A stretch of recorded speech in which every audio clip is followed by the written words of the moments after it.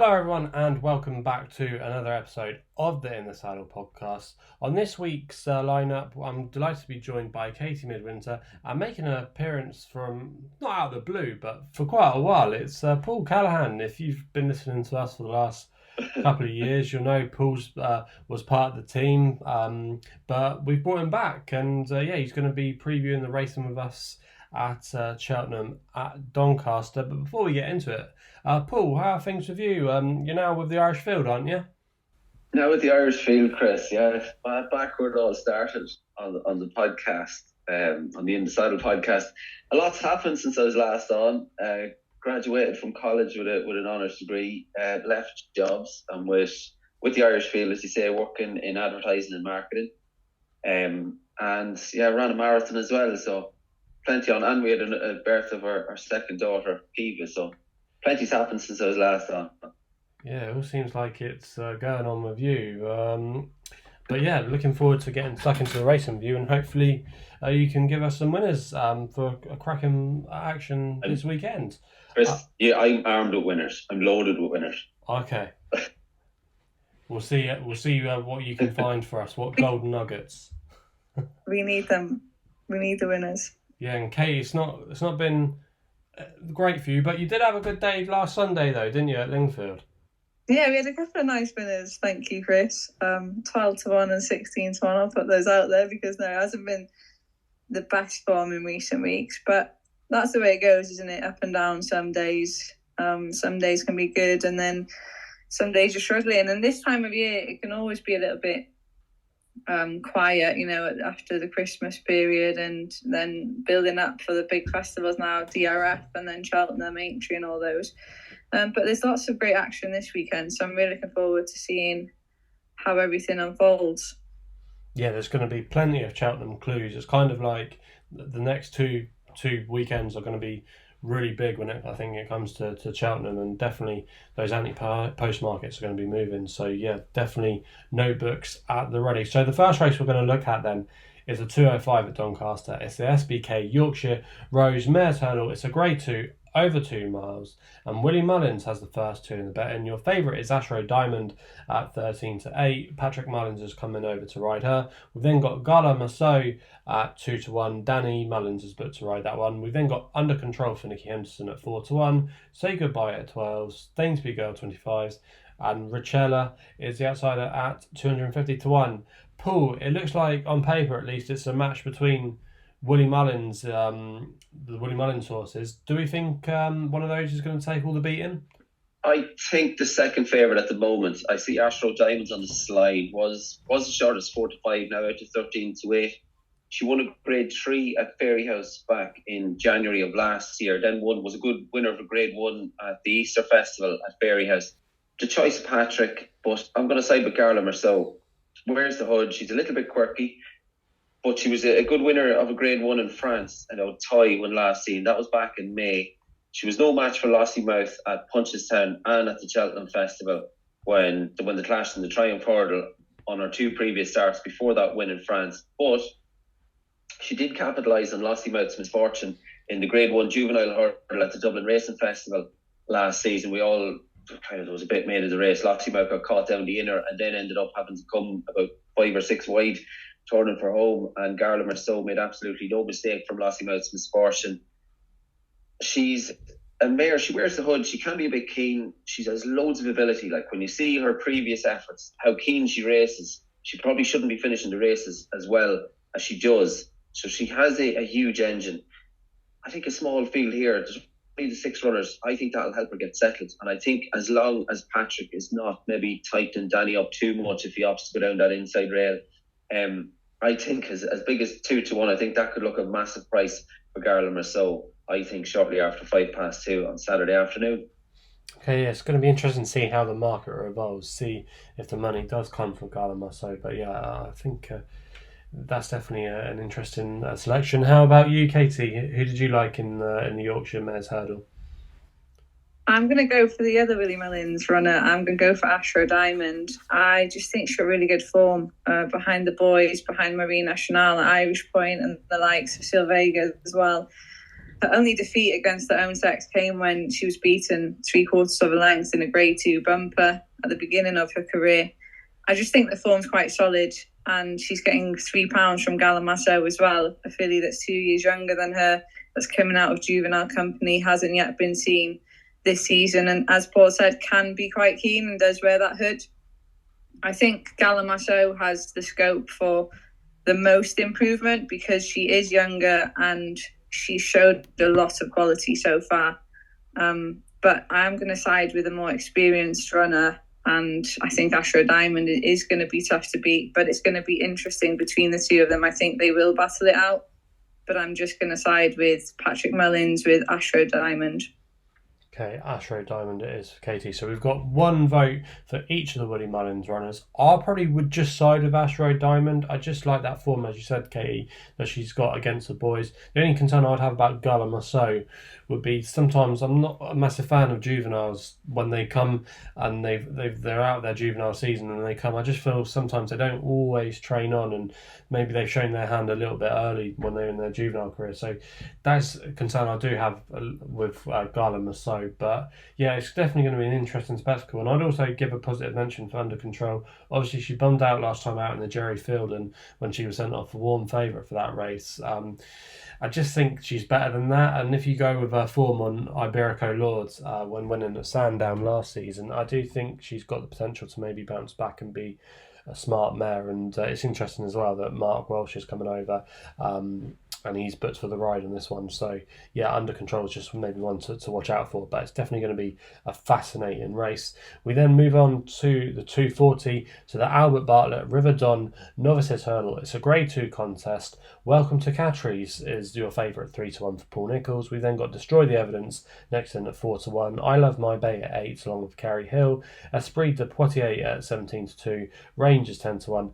Bigger are the rest. Now, Casey, I know this race last year holds some good memories for you, obviously, with Maximilian, and we did see the winner of the Albert Bartlett come out of this race with Stay Away Faye, didn't we? And Welcome to Cattries, he might have a similar profile to Stay Away Faye. Do you think he's got a good chance here? Yeah, it was a great race last year with Maximilian. It was an amazing win, and then the fact that Stay Away Faye went on to win at the festival was a really great form boost. So it's such a shame that we're missing out on Maximilian this season.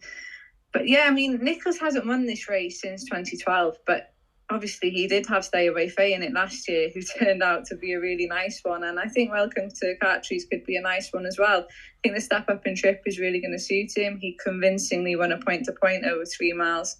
I thought it was a good battle between himself and Beat the Bat in his maiden at Ascot, and he just lost out that day. But he bounced back at Ascot with a step up in trip then in December to win his maiden hurdle in good fashion. And I think the step up again is just going to really suit him. I think he's going to be one that's going to be going more in the stay-in races.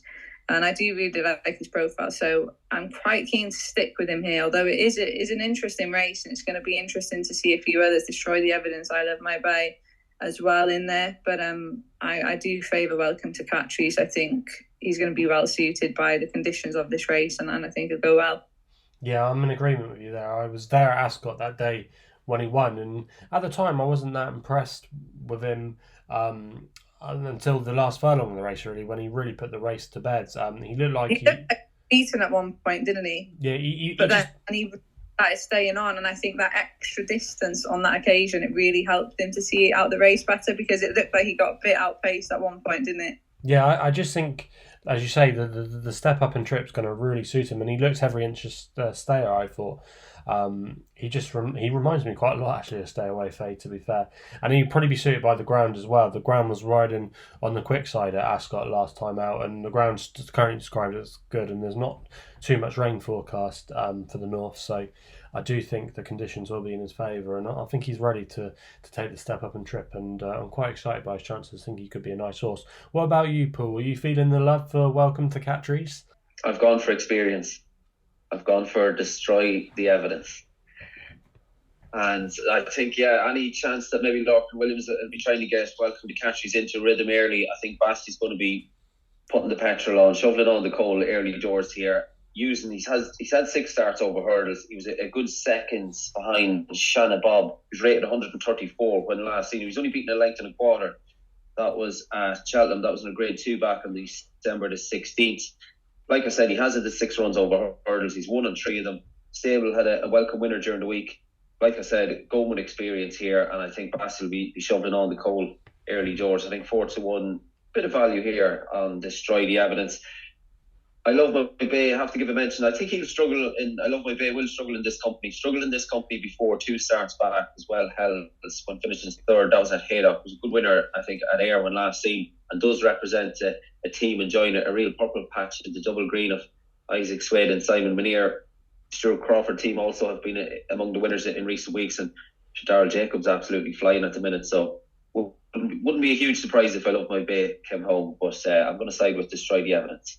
Yeah, I can definitely see the angle there with Destroy the Evidence. As you say, Paul, he's clearly got the form, and we're going to see that form tested as well. You've got Carey Hill come out of that race, and also as well, Moon d'Orange is running at Cheltenham in the final race on the card there. So we're definitely going to see how that Shannon Bob form stands up. So yeah, Paul's going to go for Destroy the Evidence, and we've got 2 votes for Welcome to Catcheries with me and Katie. We're now going to move on to the feature race at Doncaster's card on Saturday. It's the 3:15. It's the SBK Great Yorkshire Handicap Chase. Famous Bridge is your favourite, along with Sweet Will at 7-1.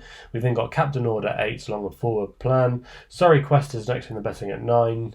Can Do Kid is 10-1 along with Mr. Coffee, and bigger are the rest. Paul, there's quite a few angles you have to say in this race. You've got a few horses that have come down the weights that might be quite well handicapped, and you've got horses the likes of Famous Bridge, Surrey Quest, that have got a couple of ones by their name and can still be improving it. It should be quite a good race, shouldn't it? Yeah, absolutely, Chris. Like Famous Bridge won his last 2, is generally there or thereabouts. 7-1 could be a huge price on him. It's interesting the connections have opted not to claim off 11-5, which would have to lead you to believe that Nicky Richards and the team think that off a marker 139 in this company, he has to be there or thereabouts. I've gone for one at a bit of a price in Hascourt Claremont for Gavin Cromwell and Conor Stone Walsh. He's won 2 of his last 3 starts, and including one of which included the amateur race at Cheltenham's Open meeting in November. He was well beaten in a similar event at Ascot on his last start. I think Doncaster will be more to his like. He's obviously a little bit of a character, and I think the 3 mile start at Ascot, you jump the first 2 fences downhill, then you have the ditch and you swing round the corner, and if you miss kind of those, if you don't get into a rhythm over the first 2 at Ascot, even though it's over 3 miles, you're on the back foot straight away. I think Doncaster's a lot fairer. It's a gorgeous track. There's generally no excuses at Doncaster. I think the first half mile, if Conor Stone Walsh can get a tune out of Hascourt Claremont, I think he could run a huge race here at 16-1. It's interesting as well, like when I say he struggled in this sort of company when last seen, it's interesting the connections have opted to come here and persist. So they're obviously expecting better. Conor Stone Walsh, cracking value for his £5 claim. Claims 5 off 10 stone 8. Like I said, if Hascourt Claremont gets out on the right side of bed, gets a good half mile in the first half of the race, I think he could have a big say. Okay, so Paul's going to go for the Irish Raider, Hascourt Claremont. How about you, Katie? Did you have another one at a big price for the listeners? I don't have one at a big price because I'm quite sweet on Sweet Will for Emmett Mullins. I think, Emmett Mullins is always feared when he comes over here with any of his Irish Raiders. He's 1 from 1 on the Trumps course at the track. This horse won over hurdles off a £4 higher mark when he was trained by Gavin Cromwell last year. Now it is different. It's a different challenge this time around over fences, but I think he's on a handy mark. And although he hasn't been seen to his best the last twice, I just think that this could be an interesting contest for him. And he's carrying a low weight, 10 stone 2. Donald Myler comes over to take the ride as well. I think he'll go really well. And he's already been backed in a little bit as well. He was as big as 10s this morning, now around 7-1 generally. Probably expect him to shorten even further because of that Emmett Mullins factor. But I think he's got the form in the book as well to back it up. And although maybe he has to find a little bit of the form of some of the others, I just think he probably has a little bit further improvement to come. So I'd be quite sweet on his chances. Okay, so it looks like we've got the Irish angle covered for this race. We've got Sweet Will and Hascourt Claremont. I'm staying loyal with the home team. I'm going to go for one of my cliff horses here, and Katie knows who this is going to be, Mr. Coffee. I just think this could be D-Day for him. Obviously, he's a horse that always seems to find one too good, but I just think this has been his season target. He ran a good race here last time over course and distance, and I think he was a little bit inconvenienced. They doled off some of the fences that day, and I just think if they were going to jump him, that probably would have suited him over Forward Plan, who does reoppose here. The cheek pieces are going on, and Daryl Jacob is booked for the ride. And we saw at Aintree what a good jumper he could be when he finished 8th in the Grand National. Obviously, but fantastic just mate jumping in, and he looked like at one point he might nick it from the front. And I think if they deploy similar tactics here, I sometimes find that Doncaster can be a track where it's hard to come from off the pace, and if they do ride him handy, if you can get him into a good rhythm, I think 10-1 isn't a bad price. And this race owes me one. I've been done twice in the last 3 years with front runners. I remember Storm Control and I put them both up, and they both looked like they were going to win, and they just got chinned over the last and got headed in the down stride. So yeah, I'm hoping Mr. Coffee can give me some redemption. But yeah, it's certainly going to be a hard race at least to find the winner. Hopefully we've given you some good pointers there. But that's the racing then covered at Doncaster that we're going to look at. We're now going to move on to Cheltenham. Obviously it's Cheltenham Trials Day, plenty of good races, and the first race we're going to start is the one that's on ITV there. It's the 1:15 at Cheltenham. It's the Paddy Power Cheltenham Countdown Podcast Handicap Chase, and Il Ridotto is your favourite at 4-1 for Harry Cobden and Paul Nicholls. We've then got Excello next in the betting at 6-1, Victorino at 13-2, Hitman at 15-2, Easy as That 10s along with Grand Dame, and Droiture is 11-1, and bigger are the rest. Katie, I know you've been pondering over this race a little bit over the last couple of days. We've been talking about who you fancy, a few old favourites of yours, but who have you actually come down on in the end?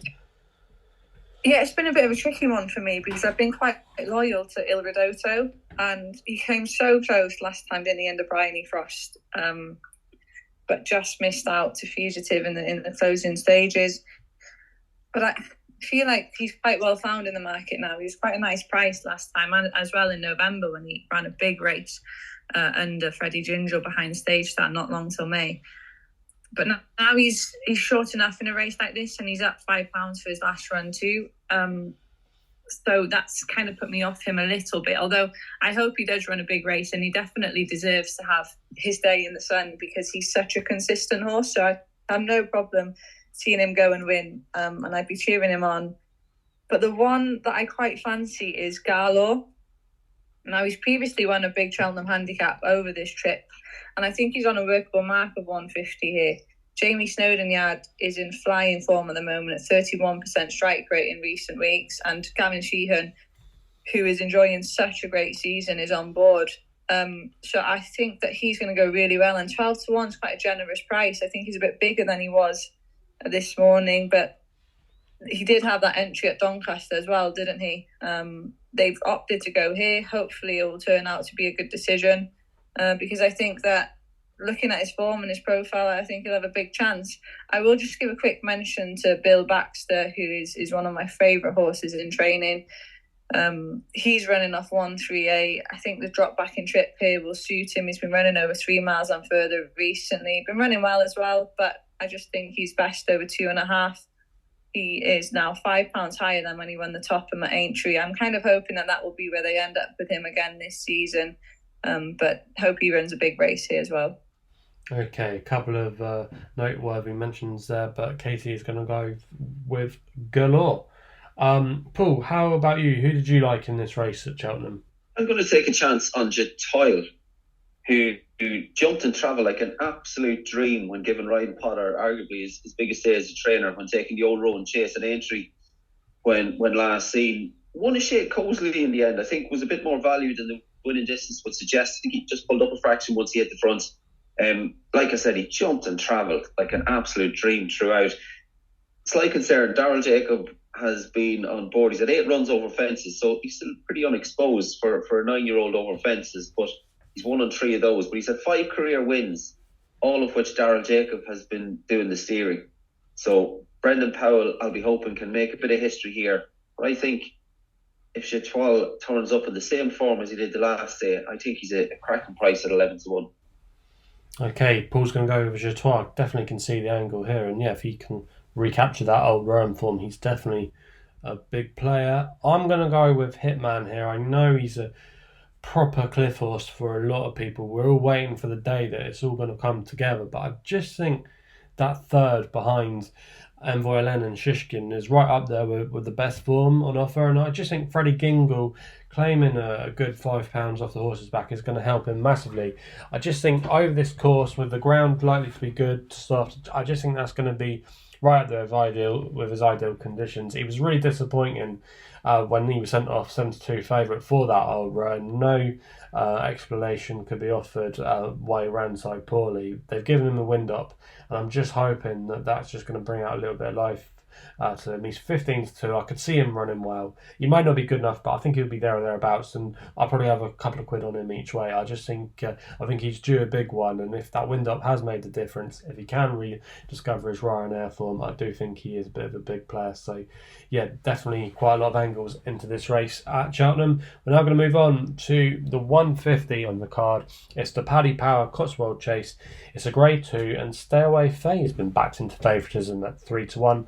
We then got Royal Pagaille at 130, the Real Wacker next in at 4-1. That's Alright Gino 6s, Ahoy Seniors 13-2, and Capitano the outsider at 8-1. Paul, out of all the races we're doing on this podcast, I thought this was probably the hardest one to work out. I don't know what you thought about it. Yeah, maybe not a race you'd be getting too heavily involved with. I think that's Alright Gino, small field. If he drops out, he shouldn't have too much ground. Even if he latches on to the tail end of the pack, he shouldn't have as much ground as he had the last day at Newbury.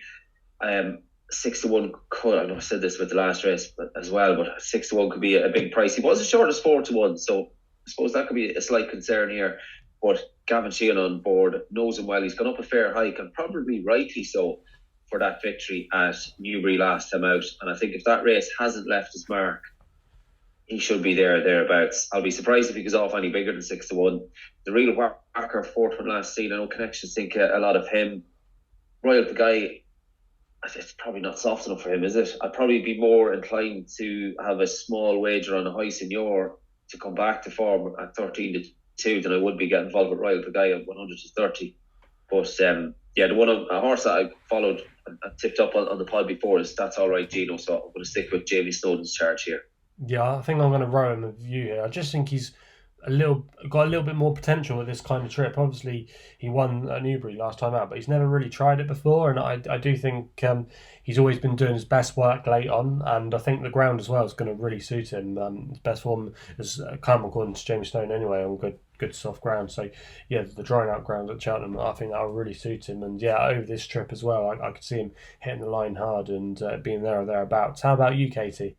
I agree with Paul in terms of it's not going to be soft enough for Royal Pagaille. He definitely needs it softer to be seen to his best, and he's been running well at Cheltenham in the Gold Cup. He hasn't been running too badly. He's just not quite up to that level. But Haydock last time, I think that was probably his big day. He loves Haydock, and it is a track that seems to suit him a bit more. So I would be quite worried about his chances, and he looks like he's on the drift as well. Stay Away Faye's coming for a bit of support. I think it would be a real statement if he was to come here and win against these horses. The Real Wacker, I think you can forgive him his run at Cheltenham in the Paddy Power Gold Cup because I think he knocked himself. So he struck into himself and he was lame on his right foreleg. So, that's an obvious excuse for why he did disappoint that day and was pulled up. And he did have 12 stone to carry as well, which was always going to be hard for him. But maybe more was expected from him in the King George, and to be as far behind as he was, I think looking forward to him potentially running in the Gold Cup, he'd need to be more competitive than he was in that race. So he wouldn't really be on my radar, though this isn't as competitive or high quality a race as the King George. That's Alright Gino, I think, has a good claim, good chances in this race. He was really impressive at Newbury, and I can see the clear case for him, but it is another step up.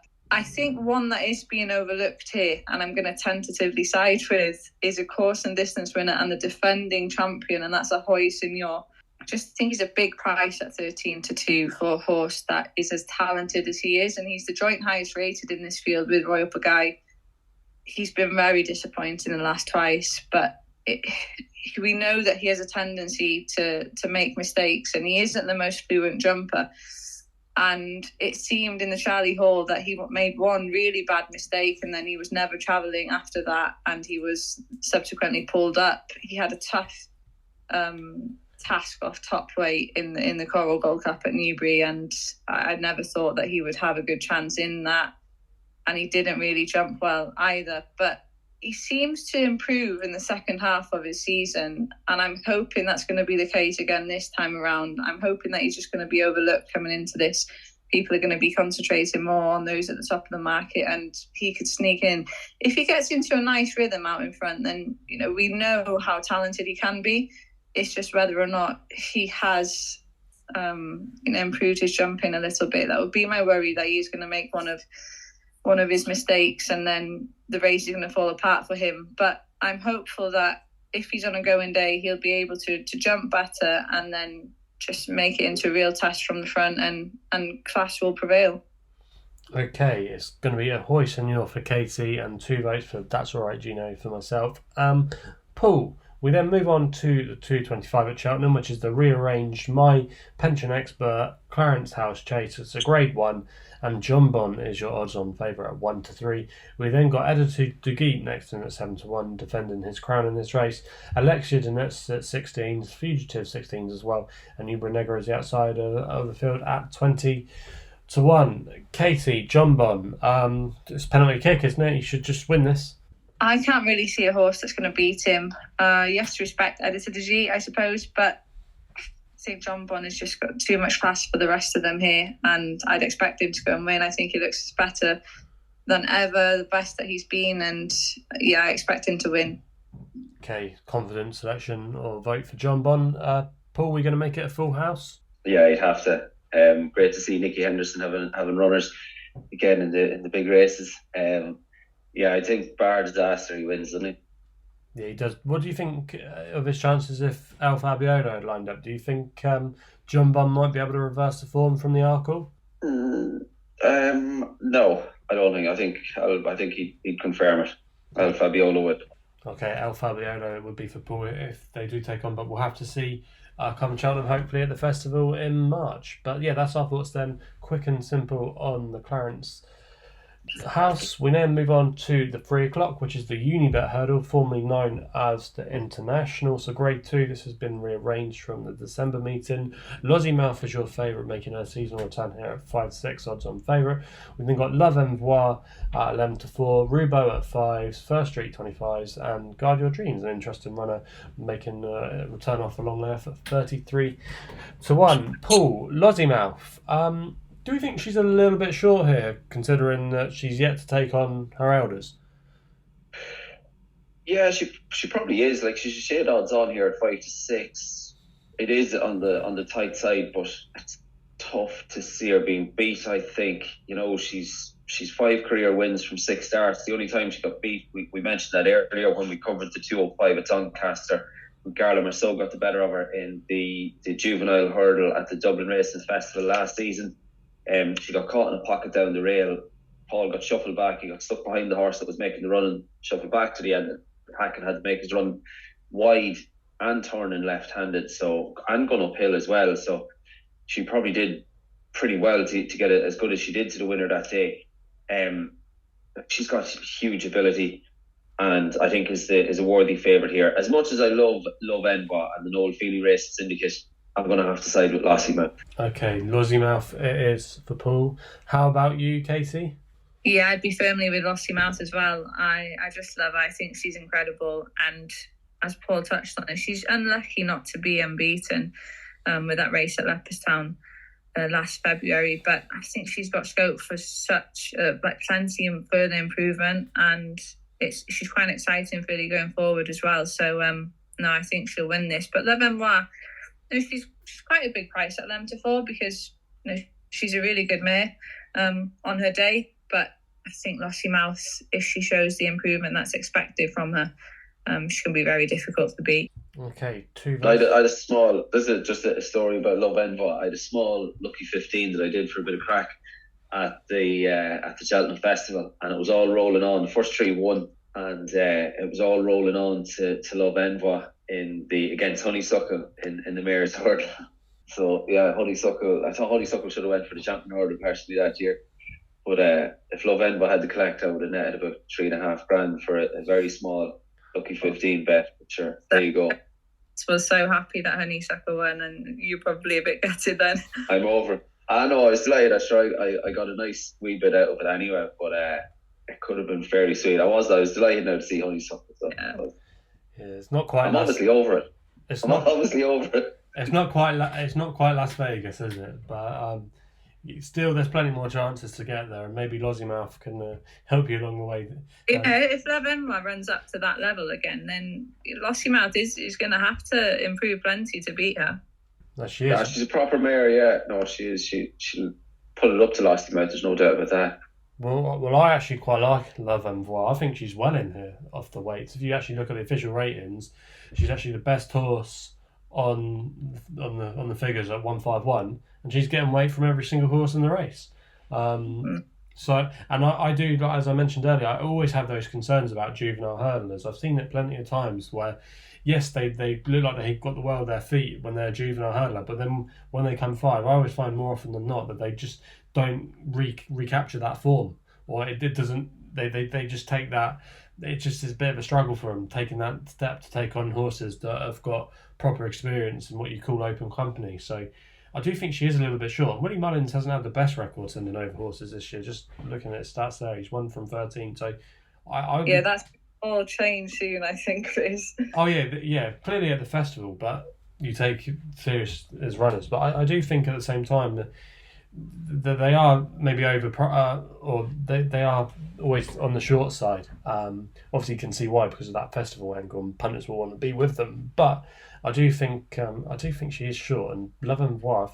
I wouldn't be at all surprised to maybe see her drift in the day. Actually, Lossiemouth, and maybe they could be a little bit closer together. I could see maybe Love Envoi coming in maybe about 2-1, and maybe Lossiemouth might go off. Could be 6-4. I think it'd be interesting to see what happens on the day, but I don't think they should be as far apart in the market as they are. And like I say, with Love Envoi getting weight from every single horse in the race, I do think that is being overlooked. So I'm going to go with Love Envoi, but we've got 2 votes for Lossiemouth. So that's our thoughts then on the Unibet hurdle. We then move on to the last race we're going to preview on ITV at Cheltenham.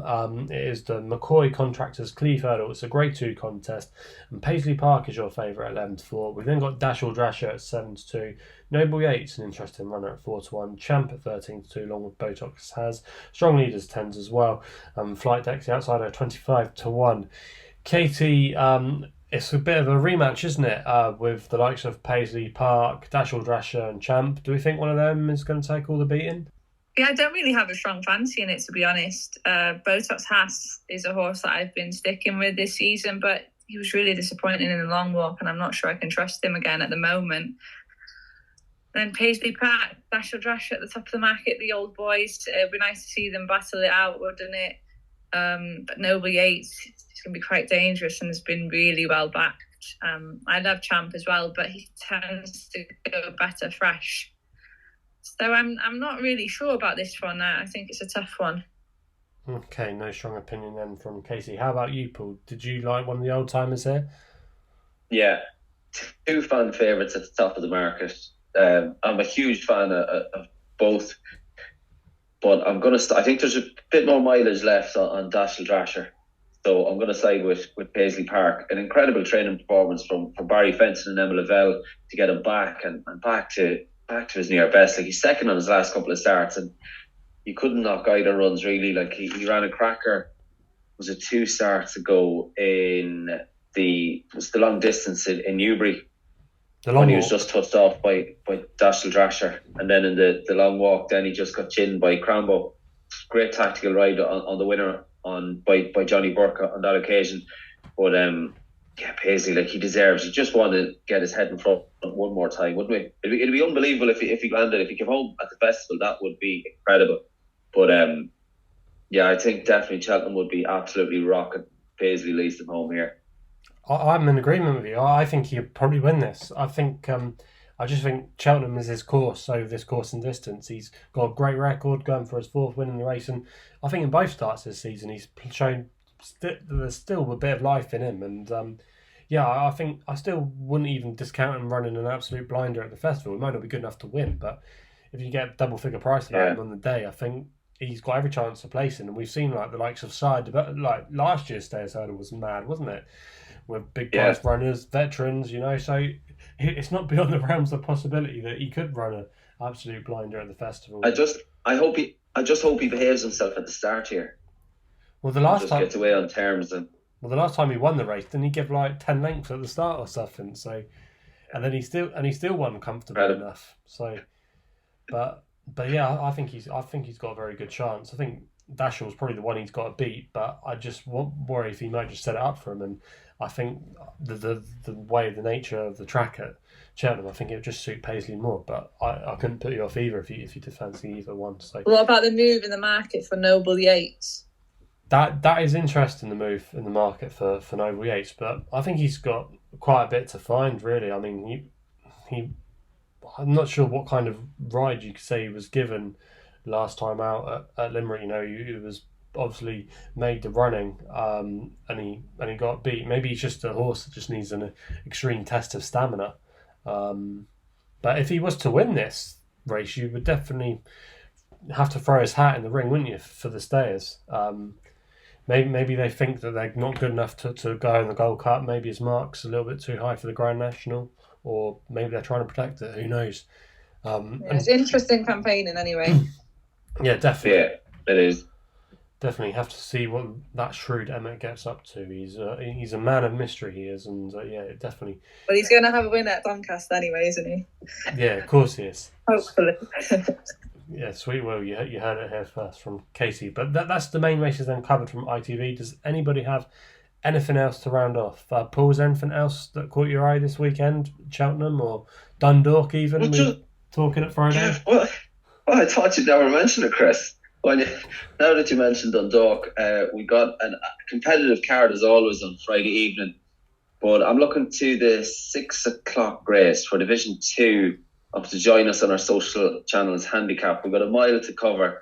Fleetfoot Soldier, nicely drawn, was well supported when last seen, and is a course and distance winner for the shrewd Kevin Coleman yard. Callum Hogan takes him out, claims a valuable 7 off 10 stone 1. But I'm looking at one to beat him, and I'm looking at Trishuli River. Drawn out wide, so the draw could be a little bit kinder. But she looked to be getting the hang of things in her last 3 starts. She was second 3 starts back. Failed to back that up on her next start. But was a good winner at Dundalk over the 8 furlongs when last seen. Good trainer in Shane Crawley. And Hugh Horgan has been in terrific form of late. Son of former leading national hunt jockey Trevor Horgan. And Hugh takes a valuable 5 off 9 stone 9. So I think Trishuli River, despite that outside draw, should run well at round about the 5-1 mark in that 6 o'clock at Dundalk. Okay, one there for the Dundalk listeners. I just had a few to mention that were running on some of the other races at Cheltenham. I think Burdett Road versus Sir Gino could arguably be the juvenile race of the season so far. Both very highly touted horses. I was really impressed by Burdett Road when he won at Huntington, and then it blew me away when he won at Cheltenham. A lot of people were crabbing the form, but it still looks like it's not that bad. There's not much over the Irish Sea, and this definitely is the two best, or arguably the best British juveniles we've seen so far. And this could definitely have a bearing on the Cheltenham Festival with the Triumph Market. I thought Ginny's Destiny could be hard to beat.